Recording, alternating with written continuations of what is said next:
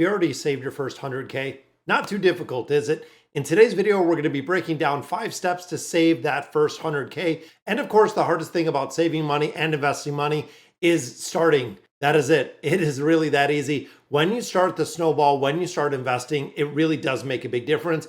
Being afraid of the mistakes that are going to be made along the way will lead a lot of people into inaction or not doing anything at all. And of course, going through the step-by-step guide that we're going to preview today, going through here and following it in its entirety does make a big difference. So the first step in this is knowing exactly how much you need to save.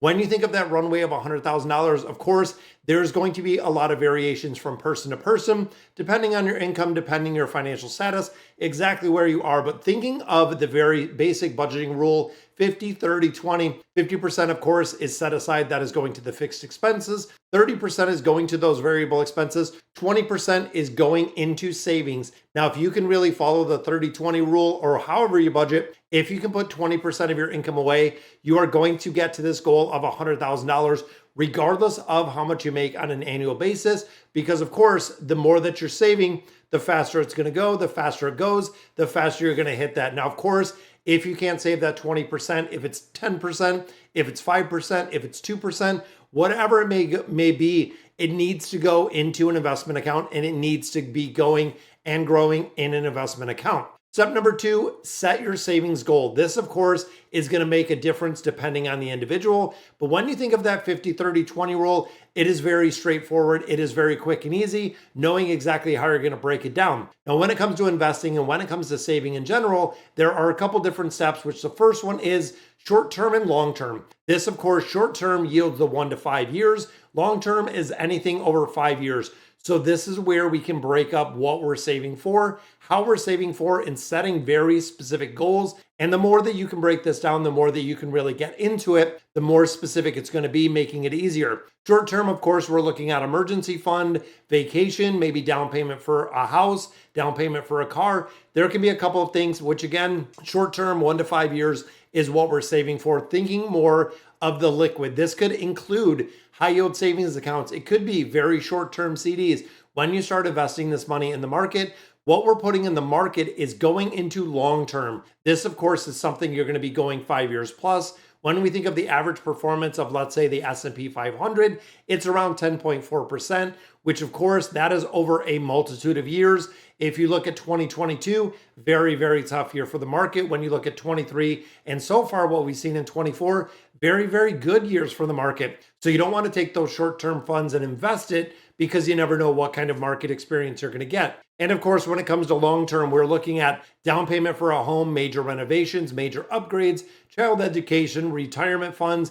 A lot of that is thinking of more of the longer term. So again, when it comes to short-term rainy day funds, really before you start investing, you got to have that starting off with the covering 3 months of living expenses, getting that emergency fund fully funded. And of course, 50, 30, 20, going right back to this, 20% of that going into the savings account should be pretty quick to build up that emergency fund at a minimum of 3 months. Now, again, emergency fund is going to be very dependent on the job you have, the career you have, the stability you have. If you're sales orientated, might want to save a little bit more where, your income can vary from kind of month to month basis. If you have more of a set job or a high demand job, might only have 3 months. But of course, this is entirely up to you when it comes to cash flow. Thinking of where to store this, M1 Finance right down below, guys. There is a referral link, but they are offering you 5% on a high yield savings account. So keeping it liquid, that is the exact spot that I do have my emergency fund parked right there. Now, when we start thinking again, that long-term,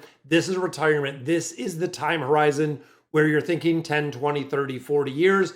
And of course, getting into this and building out the time horizon, when you look at the consistency of the S&P 500, yielding that 10% return over 20, 30, 40 years, that is the long run that you're going to see your compounding interest, that you're really going to see the growth out of there.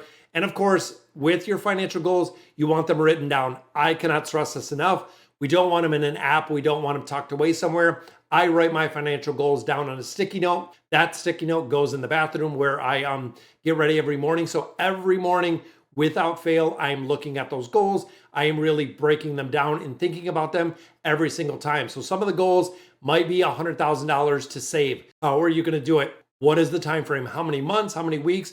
What's your time frame? What exactly do you have to? And of course, you can do this mathematically saying, hey, I want to save $100,000. I want to do it in 10 years. Okay, I have to save $10,000 every single year. I have to save X amount of money every single month, X amount of money every single paycheck, breaking it down in its entirety. Step number 3 in here, earning more money, turning your passion into a side hustle. This is something that I love to do, especially here on YouTube. So if you like the content that I'm putting out with the financial education and literacy, definitely consider subscribing to the channel. But when you think of turning your passion, something you love to do, for me, this is the education piece of the financial industry. But being in here makes a big difference, because when you think of buckets, and this is the way that I really systematically think of my budgeting method and also think of how I kind of run my finances, you have one bucket that is your income. Bucket number 2 is your expenses. Bucket number 3 is what you have left over in the end of the month. If you have anything left over, that is up to you. Now, of course, if we take our first bucket, which is income, if you look at the side hustle, if you have the ability to increase that first bucket, so making more money, having having that extra income, having passive income, having a bunch of different ways to increase that first bucket. Then if you take our second bucket, which is our liabilities or our expenses, if you can find ways systematically to lower those expenses, really bringing down the cost of living is going to give you a much larger pool at the end of the month.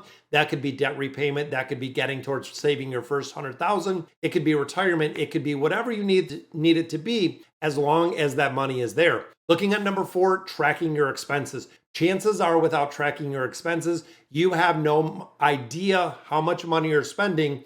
Without having an idea of knowing how much money you're spending, where you're spending it, it takes away the ability to control or vary what it is. Now, when you think of some of the very wasteful habits that we do, such as the impulse purchases, buying things without really the consideration of the impact on the budget, impulse purchases, which means like store checkouts, things of that nature, Americans spend about $3,000 a year on impulse purchases, on those targeted things. And they know the marketing when they put them out checkout, bags of chips, candy bars, drinks, everything like that. And when you think of the latte factor, this is something that we've talked about before, where, hey, if you're looking and you're spending $6 every single day on a latte, you add it up, over a week, over a month, over a year. But honestly, when you start thinking about this and you add it over a lifetime, it can be a game changer. But of course, I don't want everybody to cut back when it comes to budgeting and cut back their lifestyle, cut back everything in their entirety. What you need to understand is the impact it has on your budget. Is it something you're budgeting for? Is there a way that we could cut it back even a little bit? Let's say you cut 30 or 40% off. Instead of getting it 5 days a week, you get it 3 days a week. That could make a big, big difference in your budget when you start looking at the unnecessary expenses, especially when it comes to memberships, when it comes to subscriptions. It is on average that $220 every month is going to subscriptions, and a lot of the subscriptions are going entirely unused. Now, of course, with technology, we can look at Rocket Money. You can look at Dave Ramsey's app. There's a ton of different ways to track all of your expenses in one place. Find a platform, find a way that works for you. A lot of people create their own spreadsheets. We see it on Excel. We see a lot of spreadsheets, again, that are done through applications.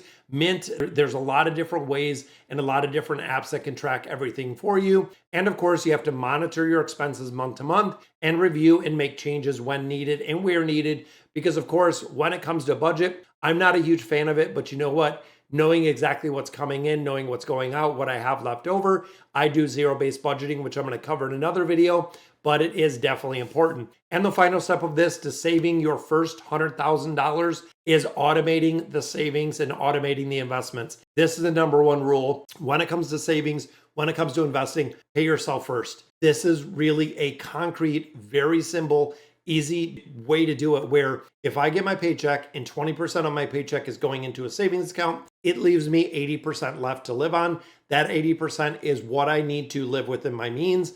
Once we get to that 80%, we know the 20% is already spoken for, which again, might not apply to you instantly, might not apply right off the bat, but you have to make sure that you're paying yourself first. Because what I see traditionally is a lot of people talk about, I don't have money to do 401k matching. I don't have money to save. I don't have money to do X, Y, Z. But then all of a sudden, if they put 10% in a 401k, they're still managing on the 90% that's left. And suddenly, magically, it works. And they make it work, which is kind of crazy. You, of course, can set this up through direct deposit, going to high yield savings accounts, going to a bunch of different places. And the first target, of course, when it comes to saving, is that emergency fund, guys. There is going to be a time in your life, I can guarantee it 100%, which usually doesn't come around very quick, but 100%, there is going to be a point in your life that your emergency fund is going to have to be used, and it is going to be for a true emergency. Whether you get laid off from a job, you get in a car accident, it's a medical expense, a true, tried and true emergency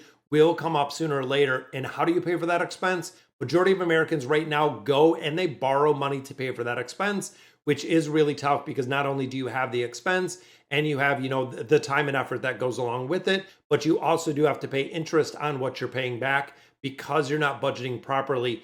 And then, of course, when we start investing, you want to automatic this and really put it on autopilot as well. This is where 401k contributions, IRA contributions, a lot of different things look really big picture. When you automate it, it takes away from you having the willpower to do it yourself, having the knowledge, really making up the excuses that I see on a regular basis through the financial education about why and how they can't have the ability to save the money. So let me know in the comments, guys, have you saved your first 100K? Have you hit that investment milestone? And if you know it, looking at Charlie Munger, looking at a lot of different people, guys, the first 100,000, even though for a lot of people, it is going to be incredibly challenging. Once you get there, that is where the snowball starts. That is where the compounding interest starts taking hold. That is where you really supercharge these savings or the investment accounts you have to make a game changer and really a life changer for the rest of your life. So let me know in the comments what you guys think, and I'll catch you in the next video.